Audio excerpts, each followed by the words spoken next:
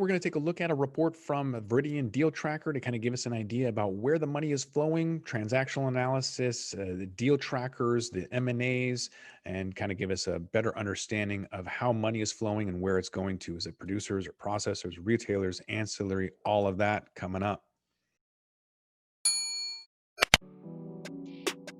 Welcome back to the Talking Hedge. I'm Josh Kincaid, capital markets analyst and host of your Cannabis Business Podcast. Transactional activity for the week ending October 2nd of 2020, that saw a $71.8 million lower dollar volume with 2 fewer transactions versus the prior week of this year, and a 15% lower dollar volume with 3 fewer transactions versus the prior year.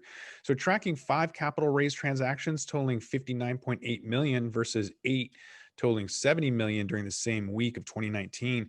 That average tranche size was $12 million this week versus $8.9 million the previous period. So while the money is increasing, the number of deals are going down. That could be for a variety of reasons, either improper valuations or just people wanting specific businesses, maybe less grow and more retail, or just the opposite. The multi-state operators were flowing pretty hard, but now that MedMen has kind of had some shaky grounds and people are really looking at commercial property with this whole lockdown in a different way, maybe anticipating a correction in commercial and residential pricing. I'm not really sure, but we'll find out hopefully. So the largest cap raise, that was on September 29th with Acreage Holdings raising $33 million in an unsecured 3-year term loan with a coupon of 7.5% from an institutional investor, which is good news because when the brick and mortar banks get involved, that's going to push up valuations and mainstream it. So hopefully that'll transition into legalized banking if institutional investors are doubling down. So no additional details were disclosed. However, it's believed that some other loan features likely to have been involved because they find it difficult to believe that investors would have loan money to Acreage on an unsecured basis at only 77.5%. So the Viridian credit tracker, it ranks Acreage number 10 out of the 14 U.S. cultivation and retail sector companies that market caps with over 100 million. So the company ranks at the bottom in both profitability and liquidity, and number 9 on their leverage ranking. So Acreage's last debt raise was in June, done at an effective cost of over 50%. And although recent news regarding the distribution of canopy beverages is undoubtedly credit positive for Acreage, still quite a stretch to get 7.5%. So it seems that there's some convertibility or warrants, a significant original issue discount, a large premium due at maturity, or some other investor-friendly feature that wasn't disclosed in the press release.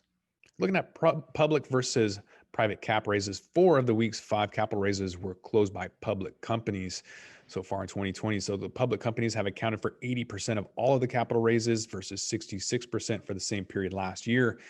In 2020, public companies have accounted for 84% of total dollars raised versus 69% for the same period last year.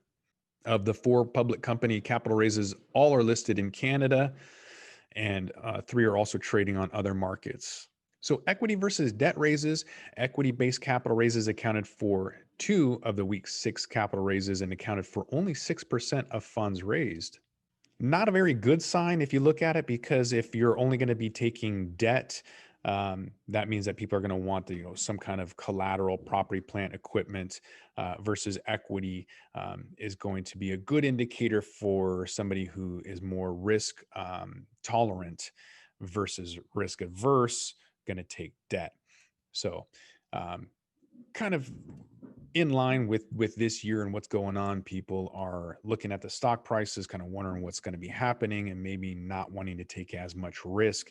So willing to give a debt note for a facility, either property, plant, equipment, whatever. Could be a sign of the times for this year. Maybe that'll go back to equity. We'll just have to wait and find out. The second largest capital raise happened on September 30th with Weed MD. That's a Canadian company engaged in the product and distribution of both medical and adult use cannabis. They closed a 30 million Canadian dollar, 15% secured credit facility, which interest can be paid in cash or capitalized. So the lender is an affiliate. It's a pension fund of Central and Eastern Canada and is related party, more than 10% ownership of Weed. WeedMD ranks at number 11 out of the 63 cultivation and retail companies in the credit tracker, with a market cap of under 100 million. So of the 5 capital raises this week, they were spread across 2 different industry sectors, with 3 in software media and 2 in cultivation and retail. So looking at mergers and acquisitions, you can see transactional activity. There was only 2 M&A transactions. That's down from 5 in the previous year. And although the number of M&A transactions completed year to date is down 77% versus a comparable period in 2019, it's expected to increase activity in the remainder of the year. The largest M&A was Slang Worldwide. That's a company focused on developing brands and hardware products that include the Open Vape, the Firefly, Magic Buzz, Baked, Strain Hunters.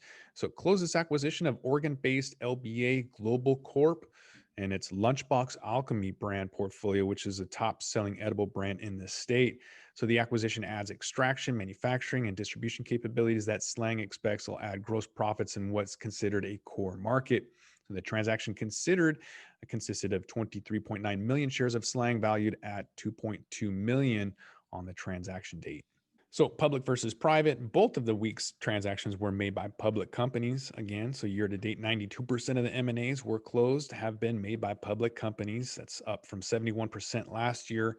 So public companies, particularly with the recovery in stock prices and fundraising ability, they've been dominant acquirers in the cannabis industry. Private companies remain the dominant target for acquirers. And in terms of the mergers and acquisitions by sector, both the buyers in this week's 2 deals came from the infused product and extract sector, and one target was from the infused product and extract sector, and the other from software and media. So it looks like public companies, obviously, with more cash to spend. Private companies aren't running out and giving cash. They might be trying to do mergers or all stock deals, but the public companies are definitely dominant, and mergers are the go-to transaction. Specifically with cultivation and retail, again, that might be because of the fully integrated seed to sale opportunity for producers and processors and retailers, depending on the state you're in.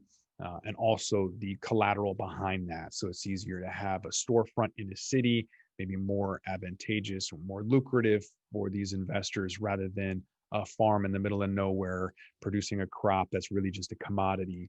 So, and also seeing more debt versus equity, not necessarily a great sign, but at least things are moving. So hopefully this will progress and kind of diversify and continue to move along. But I think that we're going to see more value investors, more people looking for consolidation, and people trying to get out of the game like Lunchbox Alchemy, which has been around for, I had their products 6 years ago. So they've been around for a while and just kind of decided to get out. We'll see who else follows them. With that, we're going to roll this one up. I'm Josh Kincaid. This is The Talking Hedge. Don't forget to like, share, and subscribe, or don't, and I'm out. Don't forget to smash that like button on your way out and check out these other videos that we've got.